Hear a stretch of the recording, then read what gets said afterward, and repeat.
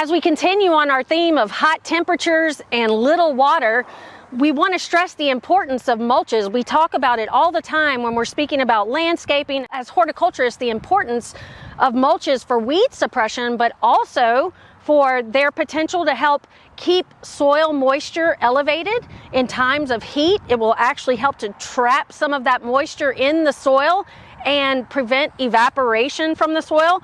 But it also has a wonderful insulating potential. All of these different types of mulches can actually keep the soil and the roots cooler in the summertime and warmer in the winter. Now, when we're talking about winter and trying to keep roots warmer, straw and hay has the highest insulating potential. And so it's great for the wintertime because of those hollow stems. It can actually help to trap that heat in the soil. Now, when we're talking about in the south, pine straw is readily available. It's one of those mulches that we utilize quite often.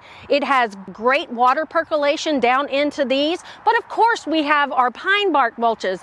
We have wood fibers that we can utilize. We have colored wood chips and things like that, but you can also use gravel and different types of rocks and stones. Now, those do not moderate the temperature quite as much. They don't provide much organic matter back into the soil, but these are all great for that insulating potential to help cool those roots down in the summertime. So remembering to apply our mulches in the spring, again in the fall if they begin to degrade. These are excellent soil temperature moderators and wonderful for helping us to get through hot summers without much water.